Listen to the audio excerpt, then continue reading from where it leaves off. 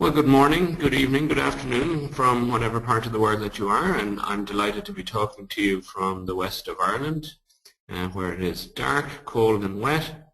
However, we won't let that dampen our spirits, as I hope to have an opportunity for the next 20-30 minutes or so to give you some basic introduction to quality improvement tools and techniques. As I said, this is a basic presentation for building on and looking at some of the core areas that are important for this area of quality improvement in healthcare. The presentation that I am doing this morning is based around work by multiple people, including Don Berwick, including Brian Joyner's Fourth Generation Management, but also a lot from my own experience over the last 20 years of things that have been going on and the different projects that we have been involved in different roles. One of the main things in quality improvement in healthcare, whether they call it quality management or quality control or quality assurance, people often get a misunderstanding that just by doing good things is quality improvement.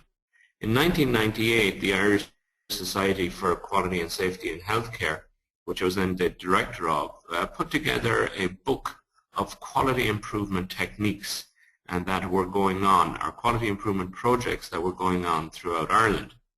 Unfortunately, what we found were a lot of them were good things that were happening, but didn't embody quality improvement techniques, as quality improvement is a very scientific approach rather than just making something happen. So what we want to try and do this morning is hit on some of the key aspects, and it interacts with different methodologies and different ways forward. The first thing that I want to do, hopefully now, slide will move on, yes. The first question that I want to pose to you and for your consideration is really how much time do we actually spend doing what Don Berwick refers to as non-real work. And non-real work is essentially where we are doing things that do not add to the overall value. They do not add to the outcome.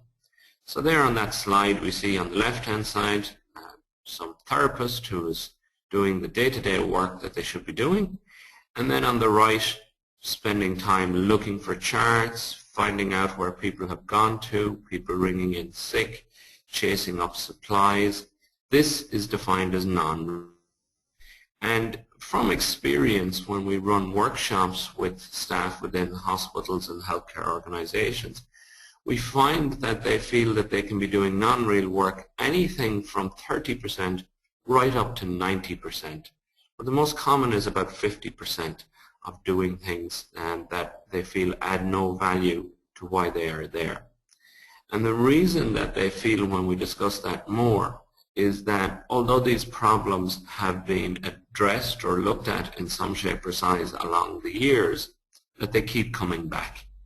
And the main reason why these problems keep reappearing is the fact that the problem, the root cause of the problem, has not been addressed.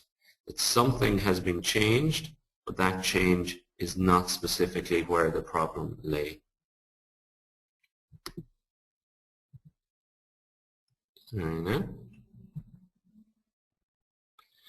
So as a result of that, we see that we have a reoccurring situation where there's a problem, people get involved, they solve the problem, but yet again the problem comes back. And in a way, many of these problems are solved by line managers or senior managers who say, okay, here's the problem, I know the organization, here's the solution. But unfortunately, that style of old school management has often been a difficulty with regards to actually making the improvements.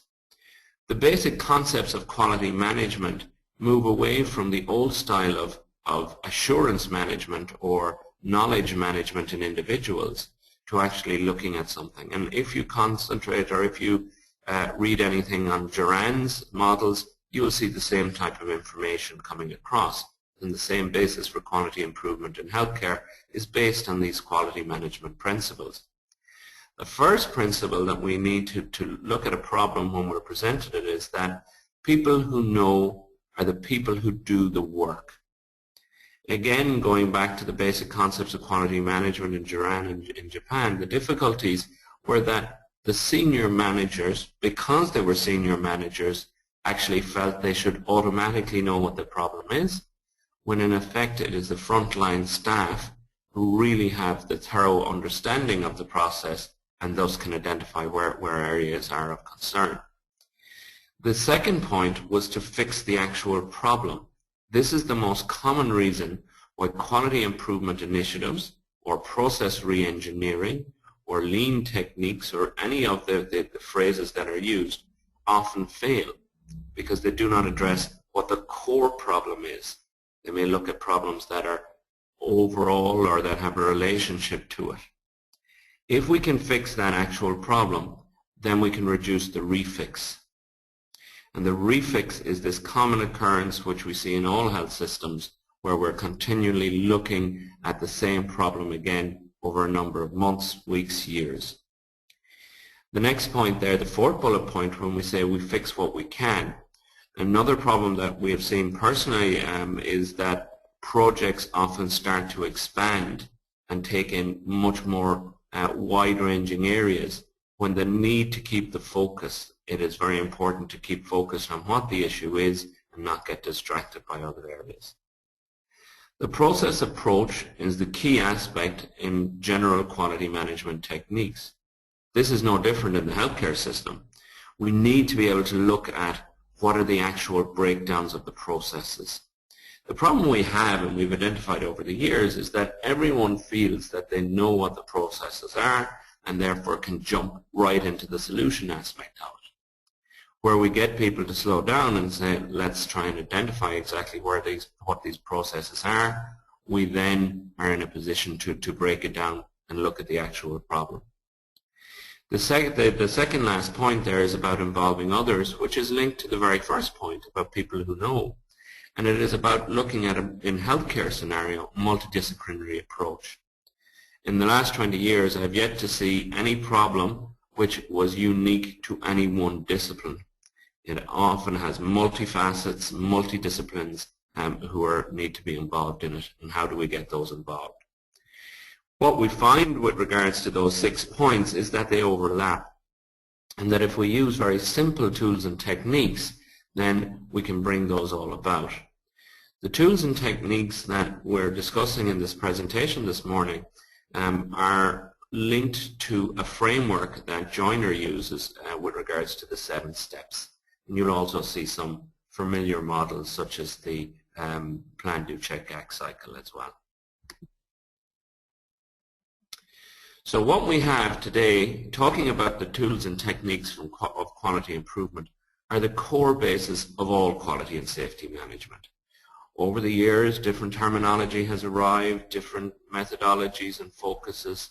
We have different areas such as, be it clinical audit, be it risk management, be it health and safety, be it governance, clinical or otherwise.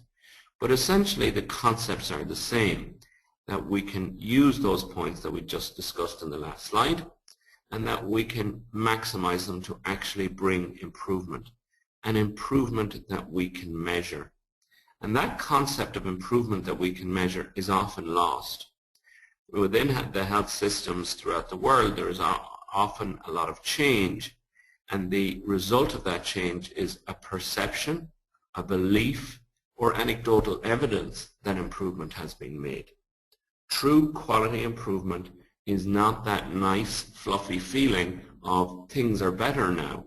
It is hard, it is scientific, it is simple. It is a case of mathematics, data analysis. And for many, that concept of using numerical and techniques is not one that fits readily.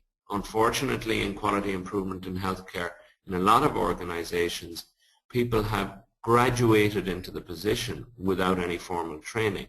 They may have come from nursing or clinical background, but the concepts would not have been embedded within it. So within quality improvement, this is something that we try to ensure and reinforce. So it is a simple steps that need to be taken. It is scientific. It uses numbers. It uses data analysis. but most importantly, it's structured. And we always say it's a bit like Sherlock Holmes. You have to investigate, you have to find out. And the most important place to start off when you are investigating these things is you don't know the answer. There's an ongoing discussion that people who are involved in the process are either the best people to be managing a quality improvement technique, or they're the worst. And I think it's a little bit of both. But no matter who is championing the improvement, it is important that they come with an open mind and make sure that it is a case where they can approach things differently. So the 7 steps of what we are going to talk about today, we've integrated into the Plan, Do, Check, Act cycle, which is the most common improvement cycle in any aspect of quality improvement. So the PDCA cycle, or in some states it's called the Plan, Do, Study, Act cycle. For us, we often see PDCA usually stands for Please Don't Change Anything. When we start to get into organizations, they're quite happy to leave it as it is, but it is something that we utilize and break into the different areas. So as I'm going through the presentation this morning, what I am attempting to do is to consider one specific initiative. And following on from this, and we can forward on some more additional documentation, what I would like the attendees to consider is one specific area that is causing a difficulty and how they can utilize these practical tools within that improvement project. So what we are going to look at is how you would select a specific improvement initiative. And to demonstrate quality improvement abilities and worthwhile, we often recommend to an organization that it should look at up to 3 key quality initiatives each year, above and beyond any of its regulatory requirements or legislative requirements, specific improvement initiatives that staff can get involved in. And we'll talk about that in a minute, about how those projects are actually selected. The big aspect, though, while we're still in the plan of the PDCA cycle, is to understand the situation. Before we even try to break down the cause analysis and why is this problem occurring, we actually need to understand how the situation takes place on a day-to-day. The do part of it is usually the part that everyone runs into. Everyone wants to be developing solutions straight away. What we would argue is that the planning is where the key amount of time should be spent. And if you get the planning and the understanding and the evaluations correctly, then the solutions become a lot easier. They take more time to bed down, but they do become more focused in relation to it. When we get into the check, we're back to what I mentioned already, which is that we need to be able to monitor and evaluate the improvements, not anecdotally, but quantifiably. There are very little things in this life that we can't put numbers to. It's just a way of monitoring exactly what we had hoped to get out of it. And finally, following on from that, heading back into the cycle again, is how we hold the game, and that the initiatives, which is a very common problem, can slip back, and that in the future that we can look at those initiatives again to actually see that they will not slip back and move forward. So based on those steps, step 1 is planning the project. So what we want to do, and our goal, is identify what the problem is. And why I've stated there not the solution, it is most common, and we've seen it in a number of initiatives that we've been involved with throughout the years, is that people say, we are going to solve a problem and this is the solution. So I'll give you a simple example. One problem that was presented to us is that we need to restructure our patient records. So the quality improvement initiative was to be restructuring the patient records. However, when we started to discuss that in a little bit more detail, we said, well, why? Does the lack of structure within your record itself cause a problem? What is the actual problem? And the actual problem is not about a structuring of a record, it is that they cannot find the information within that record. Unfortunately, as a result, they jumped to the conclusion that it is because the record was unstructured, without actually knowing that that was the core root problem. If that record had gone ahead and been restructured, what they may well have found out, although more than likely have found out, was the case that it was not the structuring. It could have been multiple reasons. It could have been lack of education on how to input information. It could have been poor handwriting. It could have been lost charts. So it is to identify what the problem is before we start jumping into it. And usually there's a little bit of panic about what the organization will want to do and how big the project is, but yet when we start to break it down, the projects themselves become quite small. When we're identifying a problem, Donna Bedian's concepts of structure, process, and outcome are usually good places to start. And our initiatives can be related to either one of those, but it is usually an initiative related to structure and process, and that the outcome is what is indicating where those improvements need to be made. So it's something that links to it. So if you're looking at your organization and you're saying, well, this year we're going to look at 3 core quality initiatives, how will I select them? And often we have organizations where the staff themselves put forward ideas with regards to what type of project they'd like. So areas to consider if you're selecting that project is local concern, because what you want to try and do is you want to try and prove to people that this technique, which takes a little bit of time, it does take people's input, but is worthwhile, and we can prove that it's worthwhile. Well then, if it's a local concern, you're selecting a good project. Other areas to consider are variance, high-risk issues, or something that comes as a priority from external, for example from accreditation or regulation. If you are narrowing down, you should always look at what are the big risk issues, what are cost, volume, and frequency. Unfortunately for many, when we look at quality initiatives that occur, they're on the softer side of care, comfort, surveys, etc.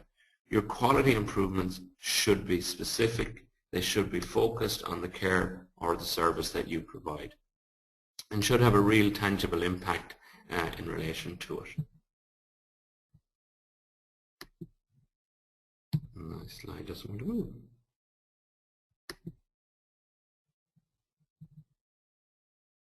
Sorry, Joe, can I have control back again?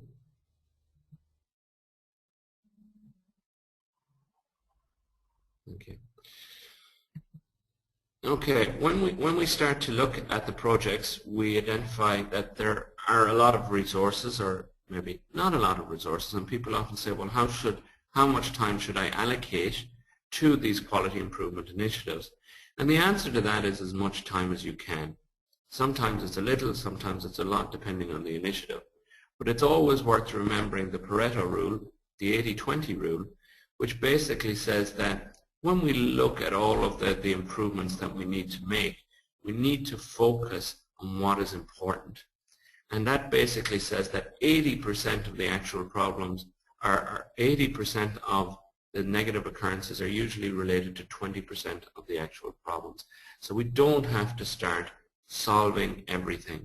At the end of this presentation, we also talk about the rough laws of economic laws of quality.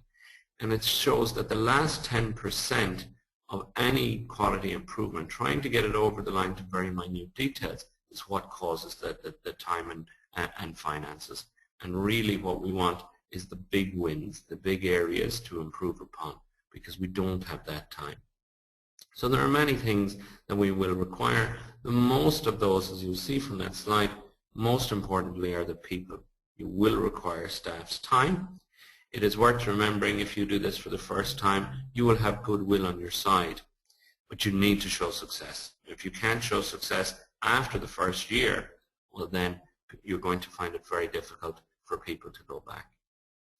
So for yourself, obviously this morning we're not going to do it, but if you have an opportunity after this, try and determine what will be a good project within your organization based on those things. The second aspect of it, and we're still within plan, is trying to understand the current situation. And if you are to take only one thing away from the presentation this morning, it is this, that when we go into a situation, we do not know what happens.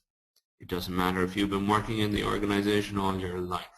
What you find is when you start to break it down, it will be different than what you expected. Over the last number of years, we have been doing this mapping of processes, and not in one instance have I had a room with more than 2 people all agree what the process was. They're all looking at it from different points, and they all usually have a different understanding of it. So what we want to know is what is involved in this process, who is involved in it, what information, and as a result, what can I do about it? The most common thing that we do in this regard is brainstorming, and brainstorming for many is something that's flipped over very quickly, as they feel it's a case of people standing around having cups of coffee and a chat. In effect, it is necessary to try and get that opportunity with people to extract the information from them. The ideal brainstorming scenario, which then leads on to our process flow charts, are results of getting groups together, depending on the size of the organization. So process flow charts, for me, over the years, are the most important tool that we have ever used. And many people shy away from them because they think it's just about drawing boxes. And yes, it is about drawing boxes, but it gives a very clear insight knowledge to how processes are actually occurring. And it is much more difficult to see the linkages in a text document than in an actual diagram of process flow. So when we're documenting our process flow, we get the opportunity to see who's involved, where does it happen, what risks, are there areas of bottlenecks, etc. So it provides us with a good piece of information. And we have a very simple process flow chart here. You might notice it's not exactly related to healthcare, but it's the same concept, breaking down each stage. And I'm very familiar with the buying shoes scenario on Saturdays on a regular basis. I might add not buying my own shoes, but with my wife.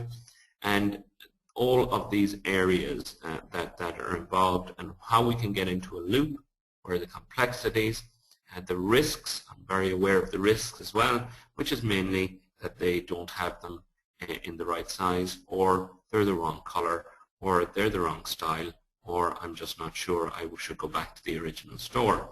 But that's a different risk that we have to deal with. But the concept is essentially the same, and that we need to look at all the steps and see where we can get into loops, into bottlenecks, and into complexity.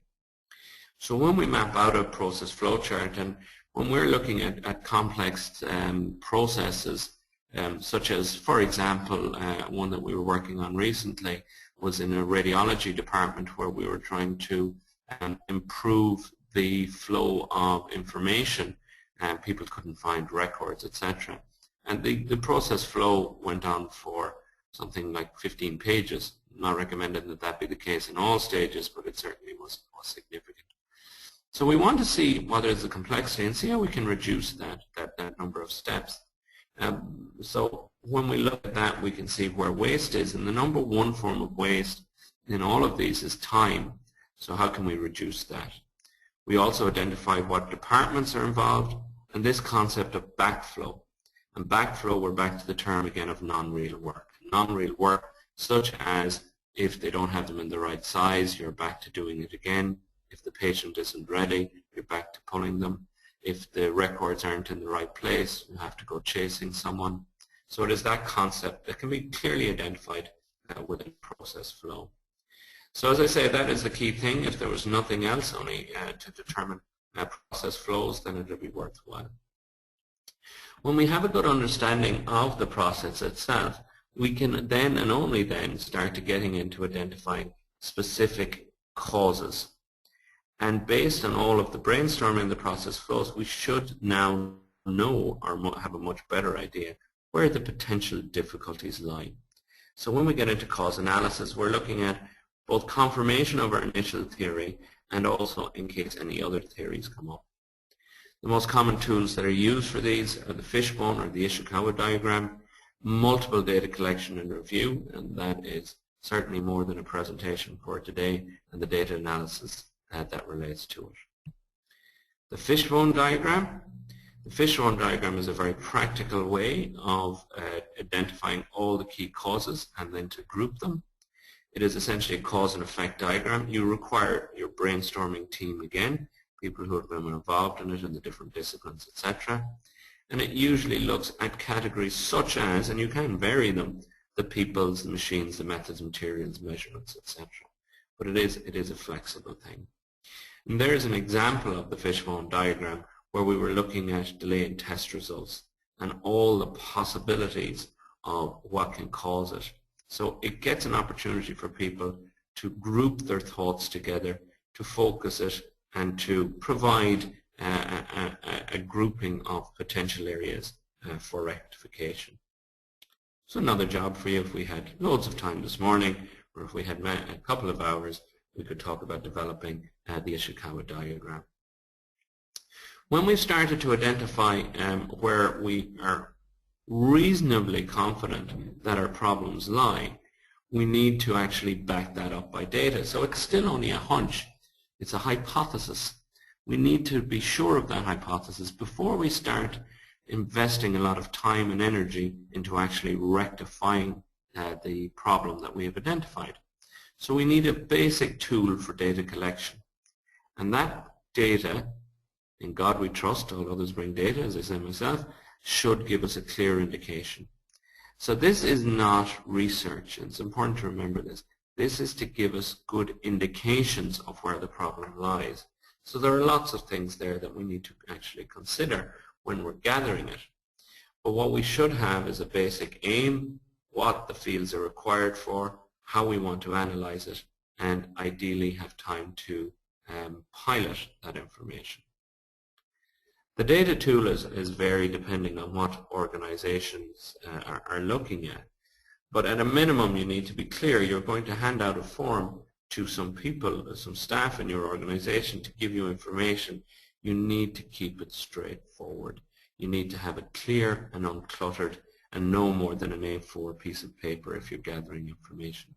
People will not give you the time. So if you're looking at the two examples on screen now, they're very simple examples of gathering data with regards to delays of delivery of medications from pharmacy, etc. And there are two types. There's one which is used for every delivery, and the other is an amalgamation of it. And you will see on the right-hand side that it's already starting to get into some form of data analysis, which unfortunately we won't have time for today. Here's an example of how not to do it, and I'm not proud to tell you that this was one that I did myself at a very early time in my career, which was with regards to an evaluation of door-to-needle time. We were trying to improve the door-to-needle time for cardiac MIs, but unfortunately there was so much information that I was hoping to get that I got very little back. The reason that I was trying to gather so much information was that I hadn't carried out the first couple of steps. I hadn't analyzed the process enough. I hadn't done enough brainstorming. I hadn't focused on what I felt were the key areas. As a result, I was hoping that the data would point directly where the problem was. This doesn't work. And in some cases, I got a door-to-needle time, which should be an average of 30 minutes, ideally, of 3 days. So I just was not getting the information. So you need to keep it simple. Another example of the benefits of keeping it simple are simple stratification. So here we were talking about lab result delays. And we can see, even by gathering this, that it will direct us some very specific information. In the case that immunology has the vial damage rather than the overall laboratories have a delay in it. So stratification is just a nice word for saying let's group our potential areas that we're looking for. Again, we can't do this until we have the work actually carried out. Sorry, Joe, again, I think you have taken control there.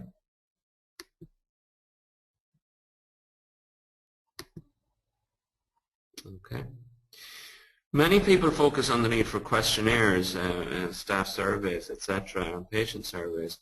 Again, these are fine, but please remember that they are subjective, that it is good for additional information, but it should not be your core basis. And certainly patient surveys, have a limited response. If you're getting 40% return in postal, it is a good result that you are getting from it. Again, with regards to the valid and reliability of the questions is important, and it is something that occurs with people putting in double-barreled questions, etc.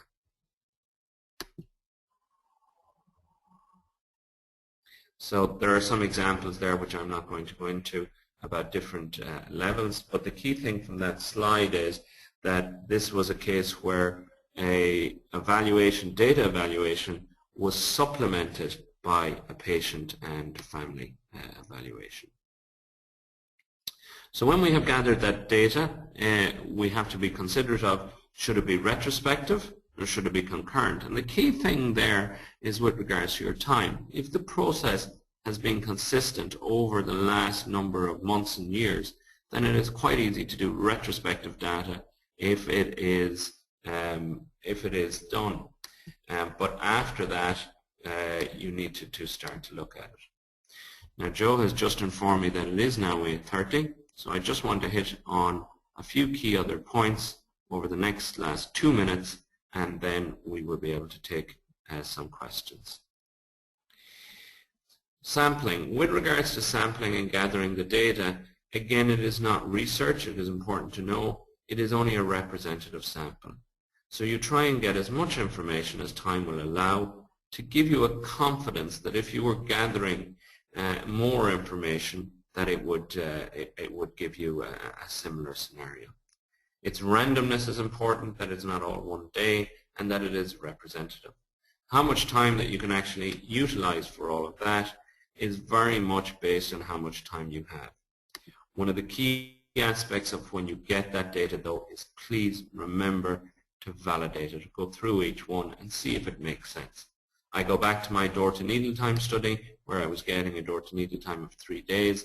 I did not review the data, and as a result, I started getting some very weird results.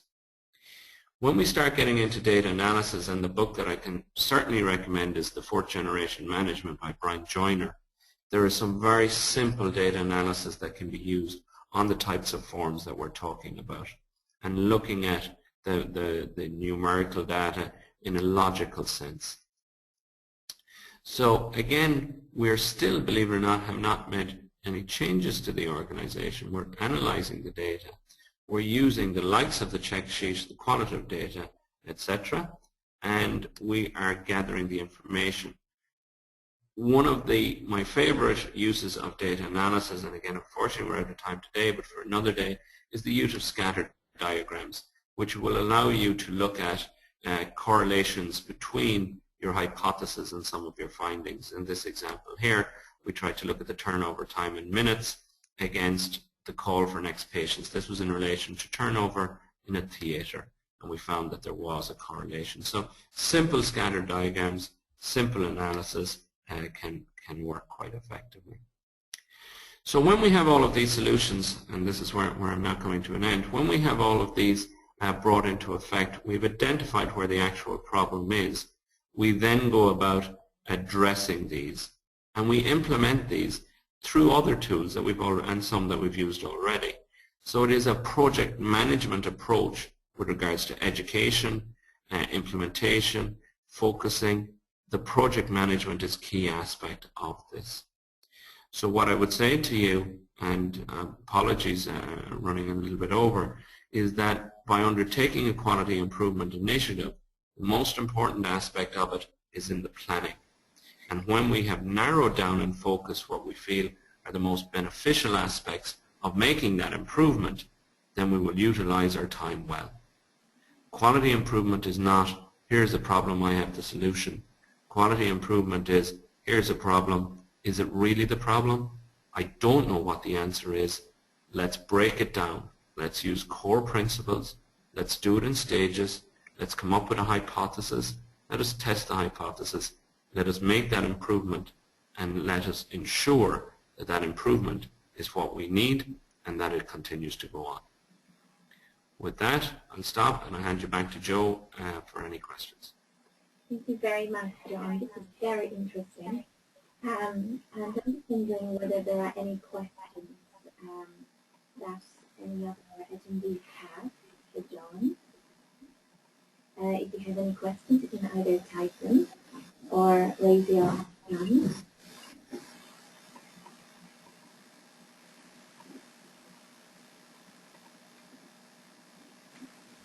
There doesn't seem to be any questions.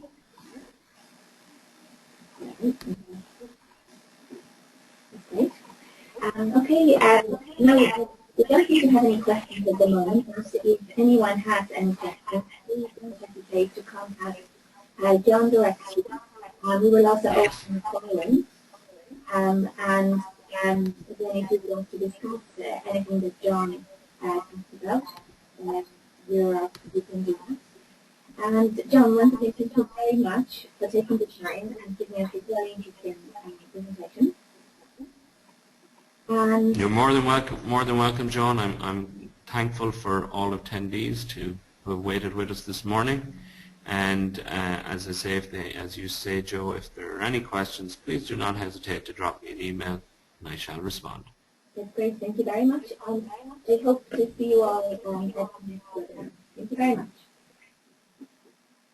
Bye now.